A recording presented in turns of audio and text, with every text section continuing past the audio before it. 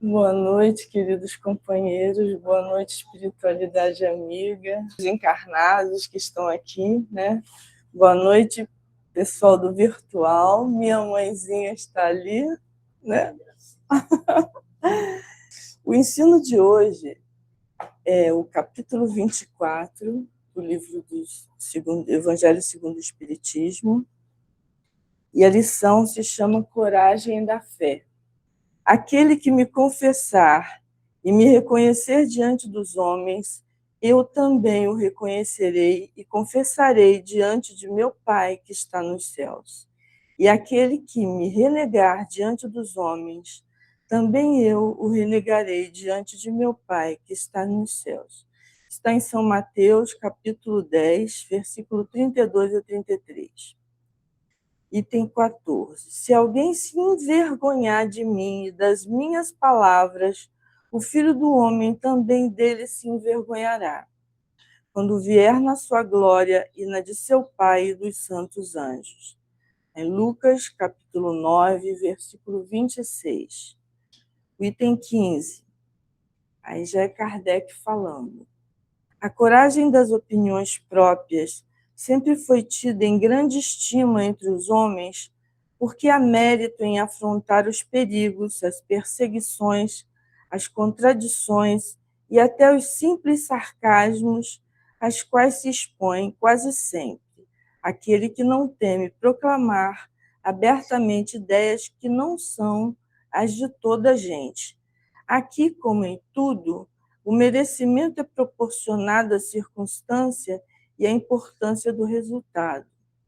Há sempre fraqueza em recuar alguém diante das consequências que lhe acarreta a sua opinião e em renegá-la, mas há casos em que isso constitui covardia tão grande quanto fugir no momento do combate.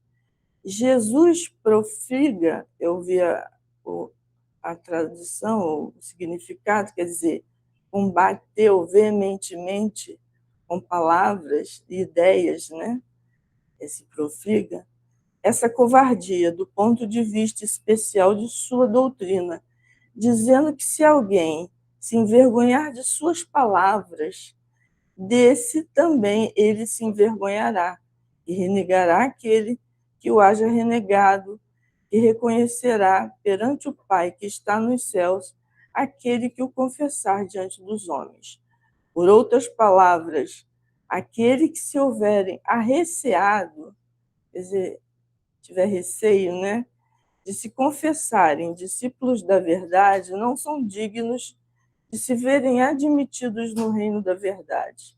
Perderão as vantagens da fé que alimentem, porque se trata de uma fé egoísta, que eles guardam para si, ocultando-a para que não lhes traga prejuízo nesse mundo. Ao passo que aquele que, pondo a verdade acima de seus interesses materiais, abertamente a proclamam e trabalham pelo seu próprio futuro e pelo dos outros.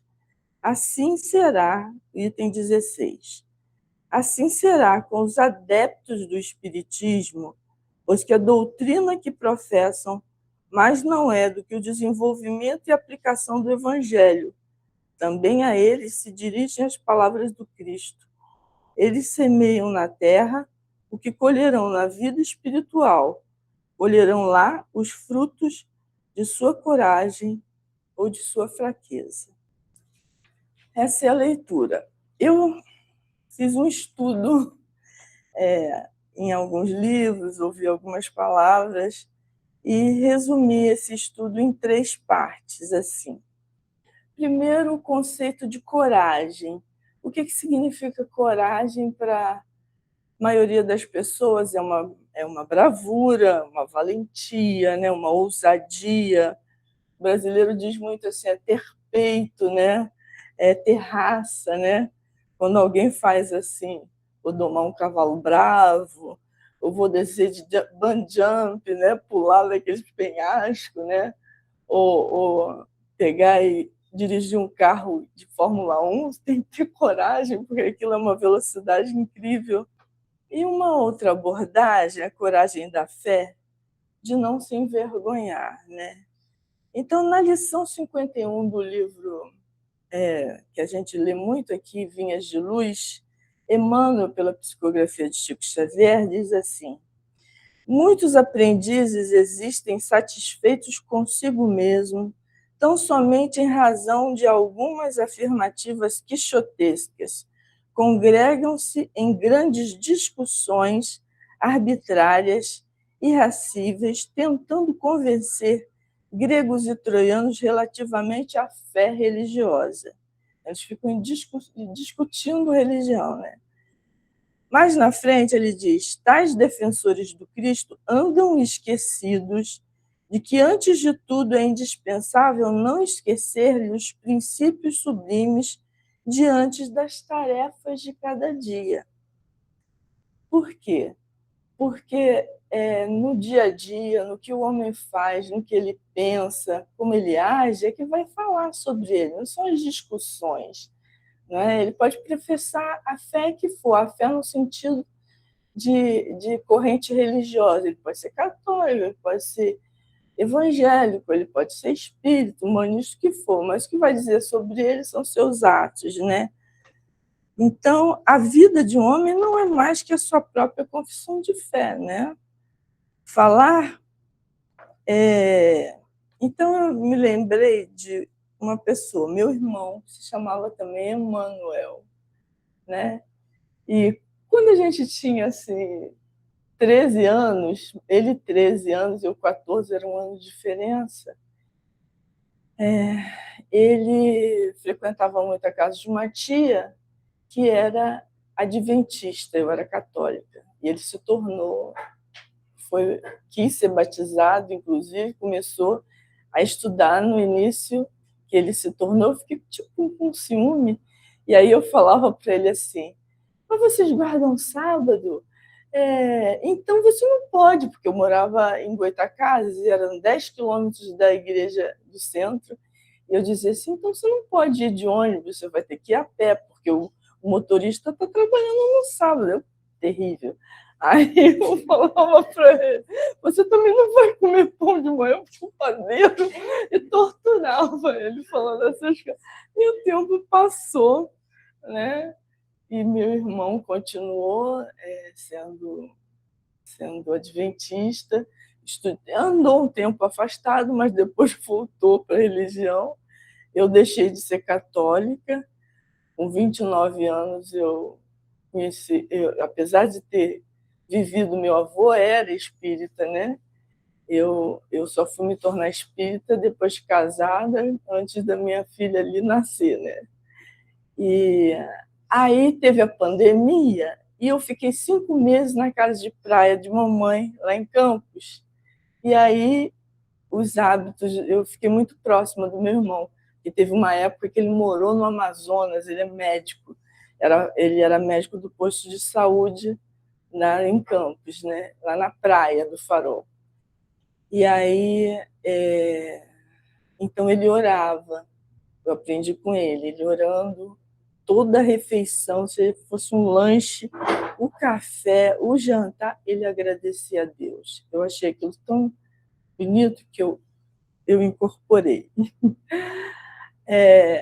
E ele estudava, lia a Bíblia, e aí a gente conversava sobre religião, mas conversava. Então ele queria saber o que eu pensava. Ele fazia perguntas tipo assim: mas sobre a reencarnação, por que vocês acreditam na reencarnação? Isso não tem na Bíblia. Não sei.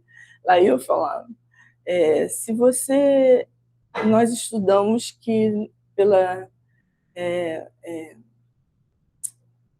as aflições, nas aflições da vida, uma coisa que acontece de ruim por uma imprudência sua é uma causa atual. Mas se acontece alguma coisa, são causas anteriores. Como é que você vai explicar que Deus quis que aquilo acontecesse? Por exemplo, se nasce uma criança doente, pequenininha, morre ter idade, ela não provou nem se ela era boa, nem se ela era má, numa única existência. Ela morreu tão pequenininha, como é que vai ser? Né? Agora, se você dirige um carro. Então, você tem que Deus é esse que você acredita? Eu falava da justiça divina, de se há uma causa, essa causa é de ser justa, porque, né, Deus, em suas infinitas perfeições, infinita bondade, infinita justiça, ele é justo, né? Então, tem uma razão. E aí a gente conversava com educação e respeito, e não em discussões, né? Então, com respeito e cuidado.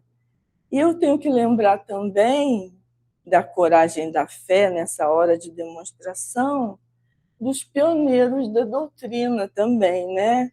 Que lá o seu Luiz Olímpio Teles de Menezes, em 1865, na Bahia, ele fundou um jornal espírita. Então, olha a coragem de iniciar, de compreender essa nova doutrina que estava surgindo, tão lógica, tão incrível, e ele abraçou. Lembrar de Bezerra de Menezes, professor Eurípides, que fundou uma escola. Então, ele não se envergonhou, ele lutou, né? Dona Ivone Pereira, Divaldo, Chico, todos eles enfrentaram dificuldades, mas eles tiveram coragem. Essa outra abordagem que eu estou falando é essa coragem de não negar, de seguir adiante, de deixar um rastro de luz para a gente, porque hoje, no Brasil, somos 3.180.000 espíritas, né? Então, eu peguei aqui alguns dados, né? Somos praticantes, 3 milhões, mais 30 milhões de simpatizantes. E o perfil do espírita é assim: 60,6% são mulheres, 63,8% mulheres brancas, com mais de 60 anos, e tem um alto nível de escolaridade. Então, esses somos nós, as espíritas. Não, todos nós, né? Estou brincando. Então, tem que agradecer também por essa não se envergonharem e seguirem e deixarem essa bandeira para nós, todos os trabalhadores anônimos, né, que lutaram na seara de Jesus de espírita, porque muitos grupos espíritas no início, eles começaram na casa das pessoas, né? Por exemplo, meu avô, ele era agente de estação ferroviária e mudava com a família sempre de estação em estação, de vez em, né? Então ele foi uma vez ser agente de estação na estação de Santo Antônio de Pádua, um município no norte do estado do Rio de Janeiro. Inaugurou essa estação, um filho nasceu lá, ele teve 10 filhos, inclusive meu pai, se chama cada vez, por exemplo, ele foi agente de estação em Maria Madalena, eu tinha uma tia que chamava Maria. Em Santo Antônio de Pádua, tio Toninho, Antônio de Pádua. E lá ele conheceu uma senhora.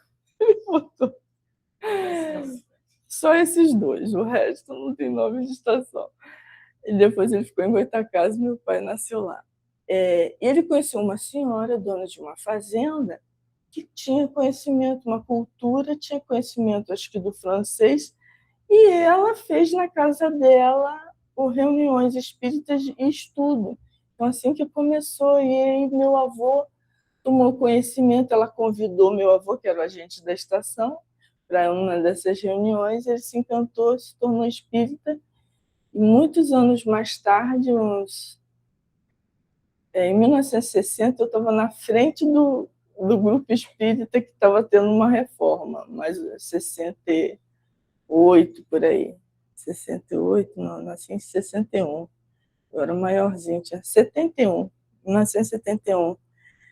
Foi fundado o nome, com o nome da senhora, que era Malvina Navega, Grupo Espírita Malvina Navega. Agora, numa época em que a doutrina espírita também ela era perseguida, então Todos eles eram interior. Goytacazes é 10 quilômetros do centro da cidade. Então, a religião predominante era católica e era complicado. E vovô fundou lá um grupo espírita. Então, é um trabalhador, teve a coragem de...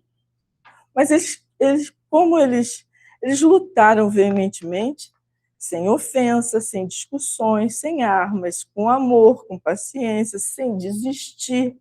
Eles puseram a candeia no candeeiro, não debaixo do alqueire. Alqueire não é uma medida agrária, alqueire é um cesto. Que se você põe a lâmpada embaixo de um cesto, ela não ilumina, né? Mas se você coloca ela no candeeiro, ela vai iluminar. Não é isso? Então, o capítulo, a coragem da fé, é dentro do capítulo chamado Não Botar a Candeia Debaixo do Alqueire, né? Aí eu vou falar agora de uma outra abordagem sobre a coragem da fé, mais individualmente para nós. Nós estamos matriculadas na escola espírita, porque aqui, como a Ana já falou, é uma escola e um hospital, né? O planeta Terra e toda unidade de casa espírita. Sabemos que temos uma ficha corrida. Quer dizer, antes de renascer, a gente vai saber. Agora a gente não sabe o que fez, sabe o que faz nessa reencarnação. Mas não sabe o que já fez, o que já aprontou e quanto deve. Lá a gente sente a necessidade, né? Pede, implora por reencarnar. Dizem que para cada pessoa encarnada tem uns 4 querendo vir no nosso lugar. Então é difícil a luta e você consegue, né? Há um planejamento imenso, estão nos livros do André Luiz, contando como é que mapas e protótipos do corpo e probabilidades, cálculos matemáticos para saber família a ser escolhida, quantos filhos, quais as doenças, estudos genéticos, está tudo os livros do André Luiz são incríveis, são 16 a coleção. Mas tem lá, que vocês quiserem ler, é maravilhoso. E aí a gente sente a necessidade de voltar no plano espiritual. Só a gente consegue, o papai e a mamãe que vai nos dar o corpo, ajudar, né? Emprestar um materialzinho genético. Aí a gente chega aqui, vai crescendo, e o mundo vai e pega você, distrai a gente. O mundo distrai a gente vai se envolvendo com as coisas e esquece o propósito que a gente veio fazer aqui. Então, de novo, Emmanuel, vinha de luz de novo. Agora, a lição número 5 diz assim: todo discípulo do Evangelho vai precisar de muita coragem para atacar os serviços de redenção de si mesmo. Por que a gente veio aqui? A gente veio aqui para se melhorar, pela nossa redenção, né? Pelo nosso melhoramento, reforma íntima, a famosa, né? Mas estamos aqui para dar testemunho dessa transformação também, né? Então, é tudo na prática, né? A aula, o teste é oral, porque eu estou aqui. Bom, vamos precisar de quê? De muita coragem para enfrentar o quê? As atribulações da nossa vida. Vamos ter que resistir às provas da vida. A gente vai fazer isso? Lembrando que o lar é o nosso laboratório perfeito. É lá que nós temos que Jesus reúne as pessoas que amamos, mas que nós temos ainda certas dificuldades com algumas coisas. Então, nós temos que ser perfeitos no lar para depois ser perfeito fora do lar. Porque tem muita gente que é maravilhoso com os amiguinhos, é maravilhoso no trabalho, como ele é simpático, mas dentro de casa não é nada disso, não é verdade? Então, é lá que a gente que está o problema, né? Quem irá nos ajudar a resistir a essas provas, a persistir, a trabalhar nisso? Jesus e seus ensinamentos, através que ele deixou no seu evangelho de amor. Ele deixou um evangelho, mas ele não só deixou um evangelho, ele praticou, ele deu exemplo, vivenciando tudo aquilo que ele falava, né? Então, ele nos ensinou humildade, amor, perdão, caridade, né? Vivenciando, né, essas coisas. Então, resistir às provas com a coragem da fé é o que faz com que Jesus nos dê o aval perante Deus. Quer dizer assim, se você passar por essas provas programadas na sua encarnação, você vai subir um degrauzinho na evolução do seu espírito. Então, é isso que é de fato, né? Então, torna-se indispensável ao aprendiz passar por essas provas, não em discussões religiosas, né? Não suportando, mas renunciando, calando-se, praticando a indulgência, praticando a caridade, ter um sacrifício pessoal às vezes, né? E como o mestre demonstrou em sua trajetória sublime. Assim, você vai passar a ser exemplo, porque à medida que você se melhora, você começa a praticar, ver os detalhezinhos, eu me sentia assim, mas agora eu tenho que mudar isso em mim. Você vai mudando, as pessoas vão percebendo, e uma luz vai acendendo, e outra luz vai acendendo, essa é a candeia, é o seu espírito que brilha, entendeu? Então, Jesus deixou um mandamento, que ele disse, amai-vos, né? Deixo-vos um mandamento. Uma hora ele falou, resumiu a lei mosaica. Amai a Deus sobre todas as coisas e ao próximo como a si mesmo, né? Mas ele disse assim, vos deixo um mandamento. Amai-vos, é amor. Então, aonde você, na sua dificuldade, é trabalhar, amar, cuidar. Porque a essência do amor também é o cuidado, né? Quando você ama, você cuida. Então, observa. E também disse, no mundo tereis aflições, mas tende bom ânimo, eu venci o mundo. No mundo tereis aflições. Ó, tende bom ânimo. O que é esse bom ânimo? Não é ter coragem? Não é ter fé para você vencer as tribulações da vida? Então, é isso que eu quis dizer. Eu trouxe um livrinho aqui, pequenininho, mas que é um tesouro, de André Luiz. E tem uma lição, é pequenininho, mas ele é maravilhoso. Esse livro tem lições assim incríveis. Que é a primeira lição que vai falar os imperativos do cristão.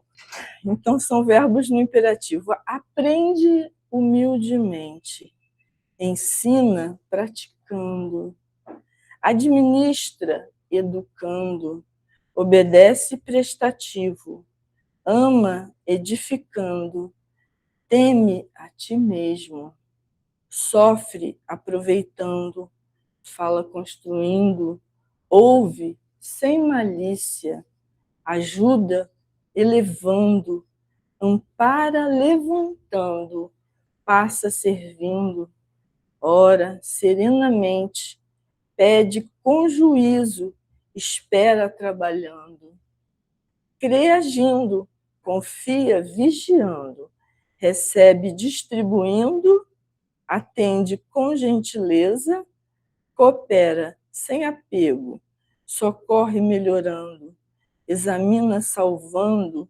esclarece respeitoso, semeia sem aflição, estuda aperfeiçoando, caminha com todos, avança auxiliando, age no bem geral, corrige com bondade, perdoa sempre. Então, essa foi a lição que eu estudei para vocês, para nós todos, que quem aprende mais é quem dá a lição, né? Eu espero que vocês tenham gostado. Obrigada por me ouvirem. Obrigada por tudo.